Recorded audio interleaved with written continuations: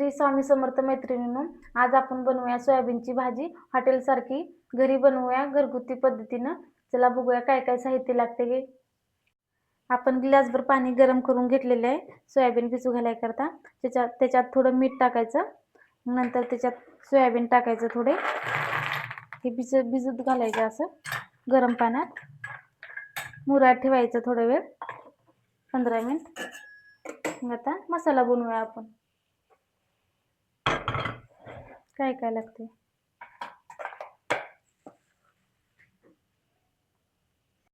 आता आपण कढई ठेवले, कढईत थोडा तेल टाकून मसाला भाजाय करता.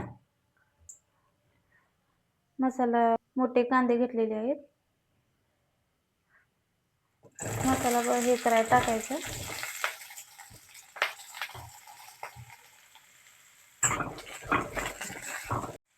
कांदा लालसर झाले थोडं, त्याच्यात 10-12 लसणाची पाकळ्या टाकायचं, थोडं आलं टाकायचं. हे परतून घ्यायचं थोडं असं लाल होईपर्यंत परतायचं.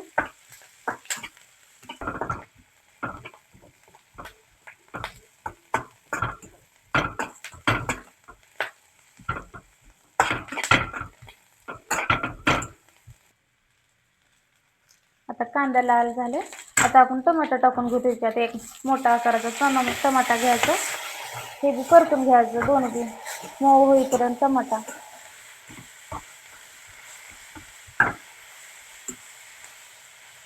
अशा प्रकारे मसाला करायचा भाजीला. त्याच्यात आता थोडं खडा मसाला टाकूचा,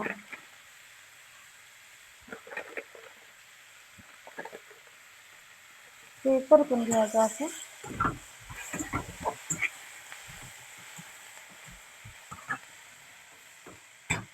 मसाला तयार झाला. असं लाल होईपर्यंत हे करायचं, कांदा टोमॅटो सगळं खडा मसाल्याचं. आता आपण मिक्सरचं छोटं भांडं घ्यायचं, त्याच्यामध्ये टाकून हे करायचं. मिक्सरचं भांडं घ्यायचं, त्याच्यात टाकून घ्यायचं. हे मिक्सरला पेस्ट करून घ्यायचं याची बारीक. आता आपली सोयाबीन भिजल्यात, आपण हे आता पिळून घेऊ, त्याच्यातलं पाणी काढून घेऊ. असं पाणी काढून घेऊ. याच्यातलं पाणी काढलं, पाणीमध्ये असलं तर भाजी चव लागत नाही. सगळं आपण पिळून घेऊ असं सगळे.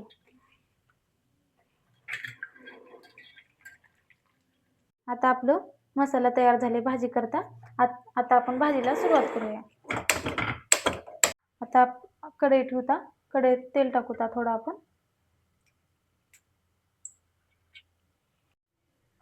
आता तेल गरम झाले. आता आपण मोहरी जिरे टाकू त्याच्यामध्ये. मोहरी जिरे तडतडलं का आपण कढीपत्ता टाकू. कढीपत्त्यामुळे भाजीला सुगंध येतो. तर कढीपत्ता हे झाला, आपण मसाला टाकून घेऊ.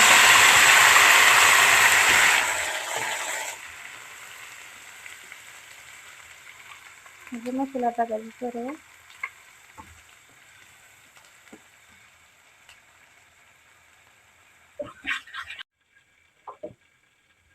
मसाला आपलं हे झालं. आता आपण त्याच्यात मसाले टाकून घेऊया.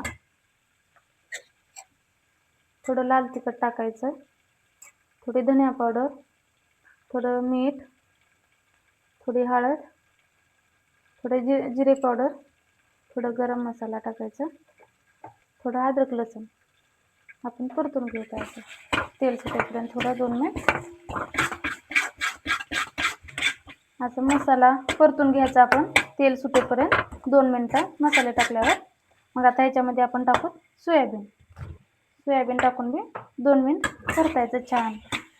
नंतर आपण गरम पाणी घालू. आता आपण ह्याच्यात गरम पाणी टाकायचं. गरमच पाणी टाकायचं, थंड टाकायचं नाही. गरम टाकल्यामुळं भाजीला चव तरी येते, थंड पाणी टाकलं तर येत नाही.